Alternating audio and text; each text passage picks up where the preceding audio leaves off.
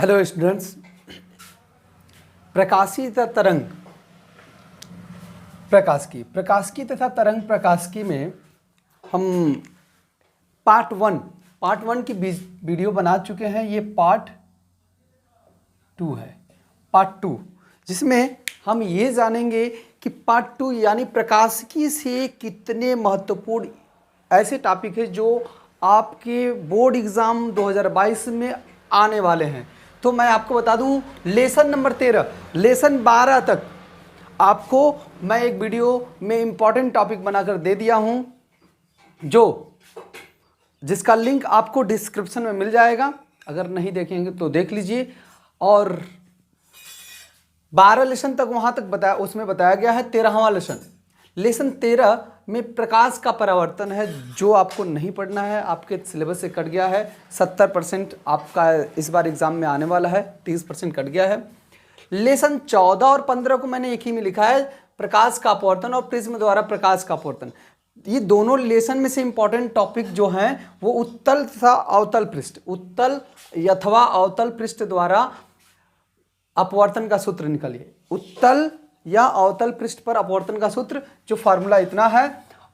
और एक इंपॉर्टेंट अगला क्वेश्चन, किसी गोलीय पृष्ठ के लिए अपवर्तन का सूत्र, किसी गोलीय पृष्ठ के लिए अपवर्तन का सूत्र निकालेंगे। जो ये दोनों मोस्ट इंपॉर्टेंट है, तैयार कर लेना बाबू। दूसरा, संपर्क में, अगला क्वेश्चन है, संपर्क में रखे दो पतले लेंसों की संयुक्त फोकस दूरी, यानी लेंस मेकर सूत्र आपको तैयार रखना है। और ये संयुक्त फोकस दूरी, 2 क्वेश्चन हो गए यहां से। अब शॉर्ट क्वेश्चन की बात करते हैं। प्रिज्म के पदार्थ के अपवर्तनांक का सूत्र, प्रिज्म के पदार्थ के अपवर्तनांक का सूत्र ज्ञात करना है। वर्ण विक्षेपण किसे कहते हैं, प्रकाश का प्रकीर्णन आप परिभाषित करोगे। प्रकाश का प्रकीर्णन क्या होता है, न्यूनतम विचलन कोण और वर्ण विक्षेपण क्षमता, और साथ ही साथ इस चैप्टर का न्यूमेरिकल भी आप देख लेना। अगला लेसन है लेसन 16, मानव नेत्र एवं दृष्टिदोष। मानव नेत्र एवं दृष्टिदोष वाले चैप्टर से मानव नेत्र की समंजन क्षमता आपको तैयार रखना है। दृष्टिदोष और दृष्टिदोष का निवारण क्या होता है वो, और रेटिना के कार्य, साथ ही साथ न्यूमेरिकल आप तैयार कर लीजिएगा इस चैप्टर से। इसमें से लॉन्ग क्वेश्चन नहीं आएगा 16 से। लेसन 17 की बात करता हूं, प्रकाशी केंद्र। प्रकाशी केंद्र से शॉर्ट क्वेश्चन नहीं आता, लॉन्ग क्वेश्चन आते हैं। अगर आते हैं तो वो कौन कौन है, संयुक्त सूक्ष्मदर्शी, खगोलीय दूरदर्शी, जो अपवर्ती दूरदर्शी भी कहते हैं, याद रख लीजिए। खगोलीय दूरदर्शी को ही अपवर्ती दूरदर्शी कहते हैं। परावर्ती दूरदर्शी, इनका किरण आरेख खींचना है और आवर्धन क्षमता के लिए सूत्र ज्ञात करना है जी। अगला लेसन 18, तरंग प्रकाशिकी हाइगेंस का सिद्धांत। इस लेसन से जो इंपॉर्टेंट टॉपिक है, हाइगेंस की द्वितीयक तरंगिकाओं का सिद्धांत, और हाइगेंस की द्वितीयक तरंगिकाओं के सिद्धांत का इस्तेमाल करके, उपयोग करके आप अपवर्तन तथा परावर्तन की व्याख्या ये तैयार कर लेंगे। इसमें से शॉर्ट क्वेश्चन आएगा, वो तरंगाग्र किसे कहते हैं, तरंगाग्र के प्रकार और सभी प्रकारों की आप परिभाषाएं तैयार कर लोगे। लेसन 19 से व्यतिकरण, लेकिन लेसन 19 से आपका व्यतिकरण से प्रकाश के व्यतिकरण संबंधी यंग का द्विछिद्र प्रयोग पढ़ेंगे। और फ्रिंजों की चौड़ाई के लिए सूत्र, ये 2 टॉपिक तैयार कर लीजिएगा। व्यतिकरण संबंधी यंग के द्विछिद्र प्रयोग और फ्रिंजों की चौड़ाई का सूत्र स्थापित कर लीजिएगा। बात समझ में आ रही है। व्यतिकरण, इसमें से जो शॉर्ट क्वेश्चन आ सकता है वो व्यतिकरण किसे कहते हैं, परिभाषा, व्यतिकरण की शर्तें क्या होती हैं, 2 तरंगों के परिणामी तीव्रता का व्यंजक, और न्यूमेरिकल तैयार कर लीजिएगा।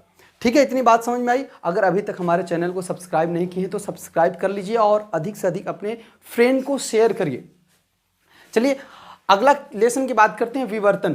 विवर्तन में जो लॉन्ग क्वेश्चन आने वाला है, एक पतली झिर्री से प्रकाश के विवर्तन के कारण प्राप्त प्रतिरूप का आरेख, और साथ साथ उसमें पूछता है, उसी के साथ साथ केंद्रीय उच्चिष्ट की कोणीय चौड़ाई का सूत्र भी ज्ञात कीजिए। ये टॉपिक तैयार कर लीजिएगा। 60 क्वेश्चन में आता है, प्रकाश का विवर्तन किसे कहते हैं, और विवर्तन तथा व्यतिकरण में अंतर, ये जरूर तैयार कर लीजिएगा, मोस्ट इंपॉर्टेंट। आपका एक लेसन 21 जो है प्रकाश का ध्रुवण, प्रकाश का ध्रुवण नहीं आएगा, आपका सिलेबस से कट गया है। लेसन 22 की बात करते हैं, प्रकाश वैद्युत प्रभाव, द्रव्य तरंगे। ये द्रव्य तरंगे क्या होती हैं, इसमें पूछेगा लॉन्ग क्वेश्चन में, प्रकाश वैद्युत प्रभाव के लिए आइंस्टीन के समीकरण की स्थापना कीजिए, और उसके आधार पर, क्वांटम सिद्धांत के आधार पर स्थापना तो करेंगे ही, प्लस प्रकाश वैद्युत प्रभाव के नियम की व्याख्या, ये 2 टॉपिक, प्रकाश वैद्युत प्रभाव के नियम बताइए क्या होता है, और आइंस्टीन का समीकरण। प्रकाश वैद्युत प्रभाव के लिए आइंस्टीन समीकरण निकालेंगे, E बराबर mc² नहीं है, प्रकाश वैद्युत प्रभाव के आइंस्टीन का इक्वेशन निकालेंगे। शॉर्ट क्वेश्चन जो इसमें से आता है, कार्यफलन, देहली आवृत्ति, प्लैंक नियतांक, ठीक है, और डी ब्रॉगली तरंग दैर्ध्य समीकरण। प्रकाश वैद्युत प्रभाव किसे कहते हैं? इसी को प्रकाश वैद्युत उत्सर्जन भी कहा जाता है, प्रकाश वैद्युत प्रभाव को ही प्रकाश वैद्युत उत्सर्जन कहा जाता है, याद रखिए।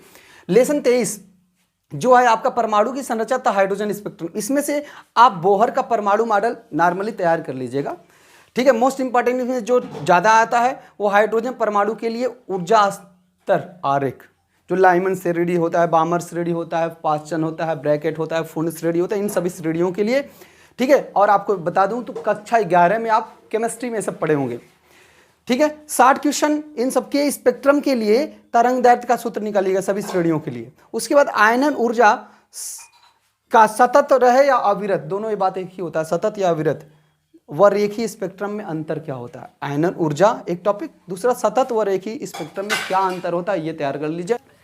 ये देखिए लेसन 24 आपका लेसन 24 है, जिसका नाम है नाभिक की संरचना। इस लेसन से जो आने वाला है वो ज़्यादातर 60 क्वेश्चन ही आता है, ठीक है ना। इस तरह से वो 60 क्वेश्चन के लिए इंपॉर्टेंट मानिए, नहीं तो इधर आप इससे पहले जितने भी टॉपिक बताए गए हैं उनको फोकस करके तैयार कर लीजिए। और इसमें ये सबसे ज़्यादा इंपॉर्टेंट है, लेसन 27 अर्धचालक एवं संधि डायोड। देखिए इसमें शॉर्ट में AMU और MU भी लिखा है। आपसे पूछा जाए कि AMU किसे कहते हैं, AMU क्या होता है, ठीक है ना, AMU किसका मात्रक है, AMU का मान बताइए, ठीक है। AMU को MEV में बदलिए, समभारिक, समस्थानिक, सम न्यूट्रॉनिक, नाभिकीय बल, ठीक है ना। और आपसे क्वेश्चन पूछा जा सकता है, कई बार पूछा है, positron, proton, electron, neutron, neutrino, इनमें अंतर और समानता पूछा है, मतलब 2-2 पूछता है। न्यूट्रॉन न्यूट्रिनो में अंतर समानता पूछ सकता है, न्यूट्रॉन और इलेक्ट्रॉन में अंतर समानता, इलेक्ट्रॉन पॉजिट्रॉन में अंतर और समानता, ऐसे 2-2 करके पूछता है, इसलिए इनके बारे में आप जानकारी कर लीजिएगा। लेसन 25 जो है रेडियोधर्मिता आपके सिलेबस से निकाल दिया गया है, तो इस पे आपको ध्यान देने की जरूरत है नहीं। असल अगला लेसन 26 नाभिकीय ऊर्जा। नाभिकीय ऊर्जा में आपसे फिर इसमें भी शॉर्ट क्वेश्चन ही आता है, युग्म उत्पादन, युग्म विनाश, नाभिकीय संलयन, नाभिकीय विखंडन, द्रव्यमान क्षति और नाभिकीय बंधन ऊर्जा। आगे हम लेसन 27 की बात करते हैं, अर्धचालक एवं संधि डायोड। अर्धचालक एवं संधि डायोड की हम बात करेंगे, तो इसमें पहला टॉपिक आपका PN संधि डायोड, अर्ध तरंग दिष्टकारी की भांति और पूर्ण तरंग दिष्टकारी की भांति इनका परिपथ आरेख खींचकर समझाना है। और उसके बाद PN संधि डायोड अग्र अभिनत और पश्च अभिनत में इनका भी आरेख खींचकर समझाने के लिए आएगा प्रश्न। ये 2 मोस्ट इंपॉर्टेंट और लॉन्ग क्वेश्चन तैयार कर लीजिएगा इस चैप्टर से। अगला LED शॉर्ट में आएगा, LED का आपको सिद्धांत लिखना रहेगा, कार्यविधि लिखना रहेगा, फोटो डायोड का सिद्धांत और कार्यविधि लिखना होगा आपको। उसके बाद इनका परिपथ आरेख भी बनाइएगा। अर्धचालक किसे कहते हैं, P टाइप अर्धचालक, N टाइप अर्धचालक, और उसके बाद अर्धचालकों के प्रकार आपको बताने होंगे बैंड ऊर्जा के आधार पर। बैंड ऊर्जा से आप क्या समझते हैं, इतनी सारी आपकी मोस्ट इंपॉर्टेंट टॉपिक हैं। और इससे पहले भी जो बताई गई, यह पार्ट 2 का वीडियो है। पार्ट 1 की वीडियो जो मोस्ट इंपॉर्टेंट टॉपिक आपकी फिजिक्स फर्स्ट पार्ट का बताया गया है, उसकी लिंक डिस्क्रिप्शन में है, अगर नहीं देखे हैं तो देख लीजिए। और यह पार्ट 2 में आपका प्रकाशिकी से शुरू हुआ है, लेसन 13 से लेकर 27 तक 28 जो लेसन है गेट का, वो गेट आपका सिलेबस से निकाल दिया गया है। अब हम बात करते हैं इसमें जितने भी टॉपिक आपको महत्वपूर्ण बताए गए हैं उनको अच्छे से तैयार कर लीजिए। मैं आपको आश्वस्त करता हूं कि यहाँ से क्वेश्चन आपका 90 से 95% फंस जाएगा, ठीक है। और बाकी के लिए आपको थोड़ा सा एक्स्ट्रा पढ़ लेना होगा। वैसे इतना पढ़ेंगे तो इतना काफ़ी है। अभी तक आप नए हमारे चैनल पे सब्सक्राइब नहीं किए हैं तो आप सब्सक्राइब कर लीजिए, अपने दोस्तों मित्रों को शेयर करिए, उनका भी फायदा कराइए, उन्हें भी बेनिफिट हो एग्ज़ाम, बोर्ड एग्ज़ाम में, ठीक है।